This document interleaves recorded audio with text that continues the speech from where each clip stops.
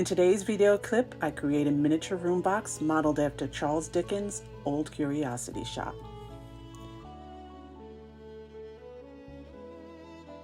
Have a heart that never hardens, and a temper that never tires, and a touch that never hurts. Charles Dickens.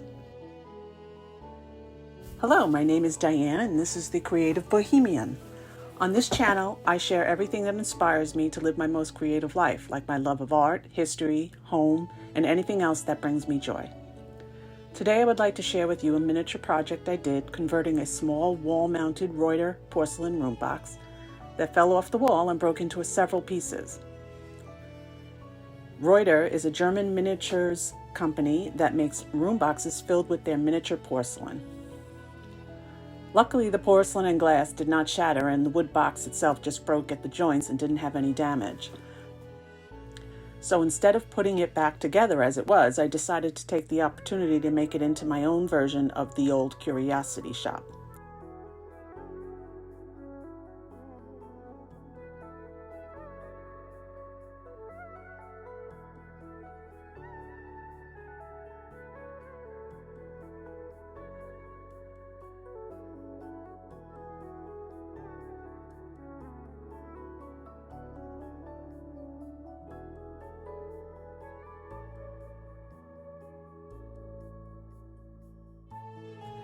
The Old Curiosity Shop is a novel by English writer Charles Dickens.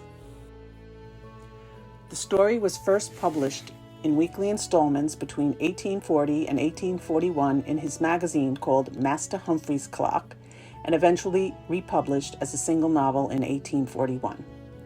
The book is about the life of orphan Nell Trent and her grandfather, living together in an antique shop in Victorian London.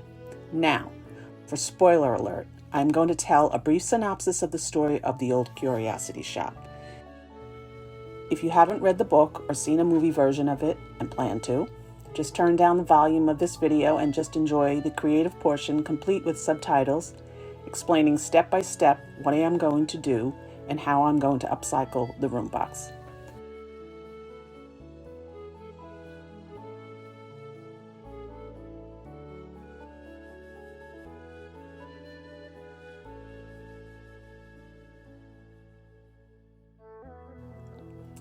Okay, now for those still listening, the Curiosity Shop caused a bit of controversy at the time it was released because of the little girl, Nell, dies at the end of this book. The ending actually started public demonstrations against Dickens over his decision to kill off little Nell. In what form those demonstrations were, I'm not quite sure.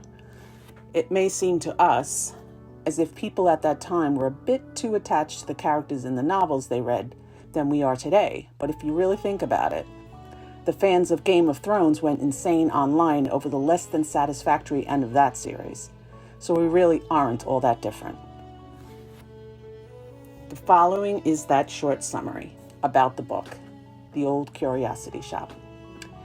The Old Curiosity Shop is about a 14-year-old girl named Nell Trent. Nell is a very sweet, gentle, and virtuous girl. Her parents are deceased, so Nell now lives with her grandfather. Her grandfather is not given a name in the book. He is just called grandfather. Now, I never realized this myself until I did the research for this video. I read the book years ago, and this fact apparently went right over my head. But in the book, he is just called grandfather.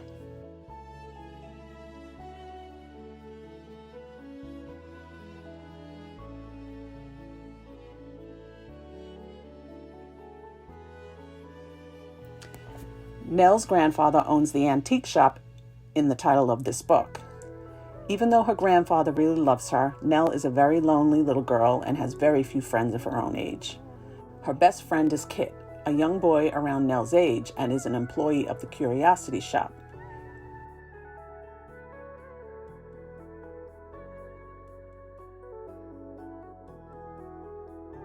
Kit lives in the shop with Nell and grandfather, where Nell is teaching Kit to read and write.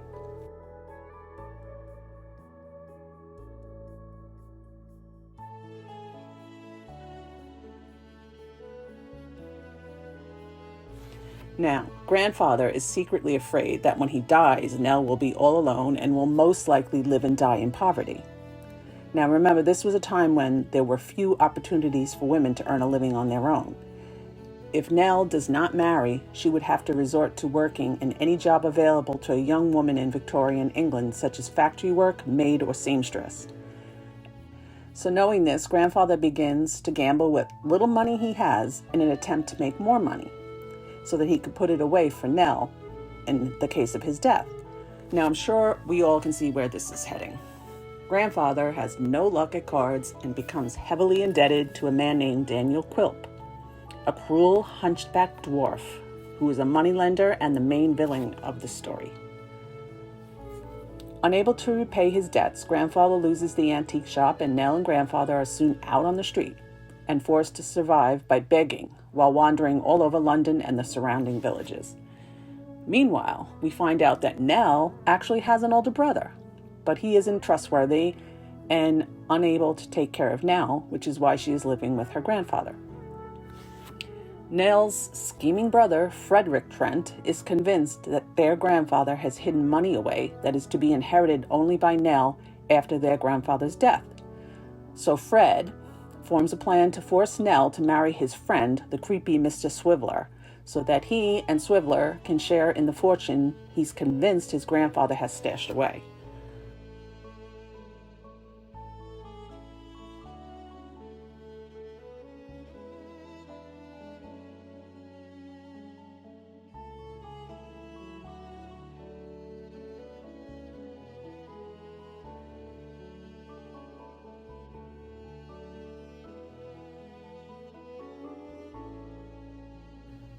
Like everyone else but Quilp, Fred doesn't know about grandfather's gambling debts.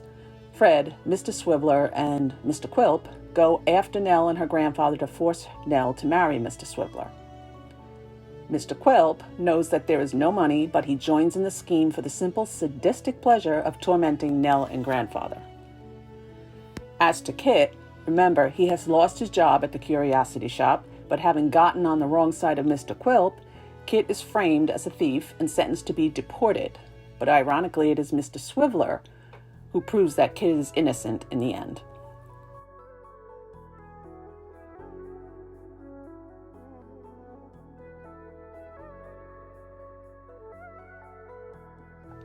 Meanwhile, while traveling through the countryside outside of London, Nell and grandfather encounter all manner of people, including a traveling Punch and Judy show, an animal trainer whose dogs can dance and play a crank organ, a poor schoolmaster, and a well-off woman who runs a waxworks show. Nell is briefly employed at the waxworks, but they have to leave abruptly when Nell learns that her grandfather has resumed his gambling habits and once again fallen into debt.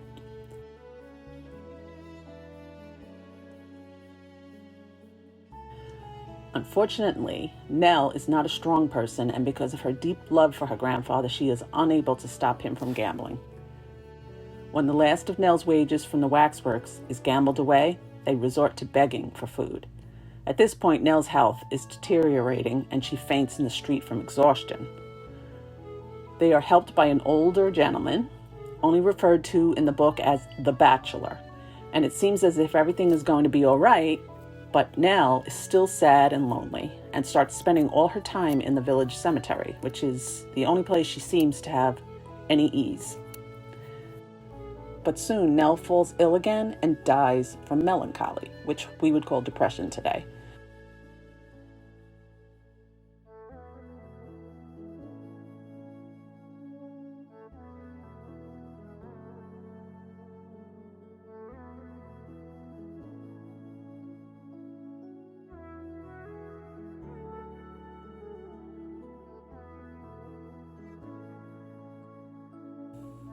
Her grandfather and everyone else who loves her become very sad with grief.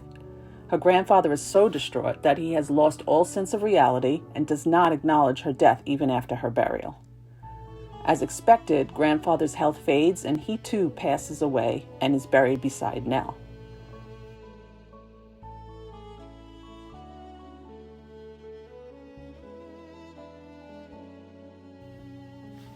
With everyone back in London now, Quilp is hunted down for his evil deeds and dies trying to escape his pursuers by falling into the River Thames and drowning.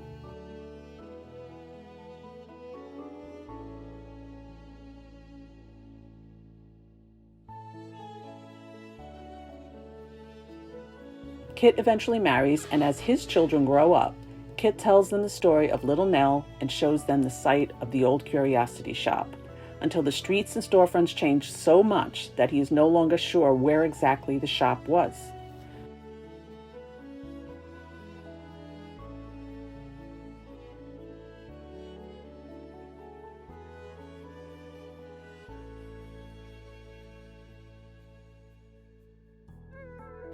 Basically, a very sad story. You have to wonder what was going on in Dickens' life to write something so depressing. But it also explains why his readers were so upset over how the story ended. The critics at that time found the ending too melodramatic and maudlin. Oscar Wilde remarked that one would have to have a heart of stone to read the death of Little Nell without dissolving into tears of laughter. Oscar Wilde could be a bit of an ass, his genius aside.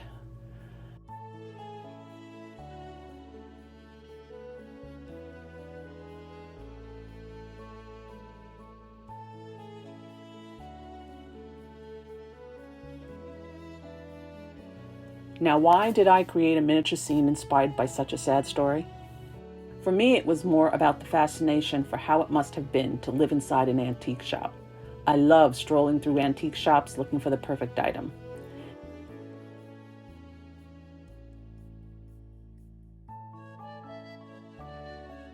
As antiques are usually out of my budget, and I more often than not am just window shopping rather than actually buying, I visit all the thrift stores in my area. And I am on the hunt for items to decorate my home and add to my vintage collections or as creative recycling projects, some of which I will be sharing with you in future videos.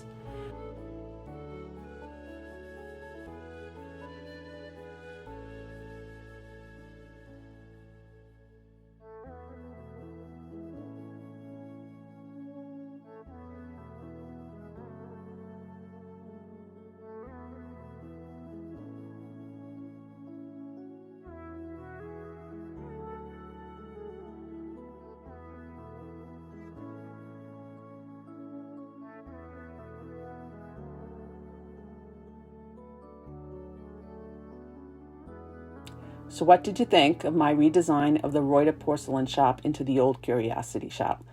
What would you have done differently? What would you have done with the broken room box? If you did enjoy the video, please give it a thumbs up and click on subscribe. Don't forget to ring the little notification bell so you will be notified whenever I post a new video.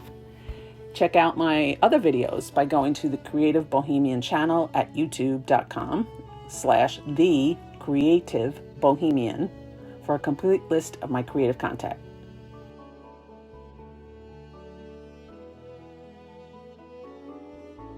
Remember, have a heart that never hardens, and a temper that never tires, and a touch that never hurts. Charles Dickens.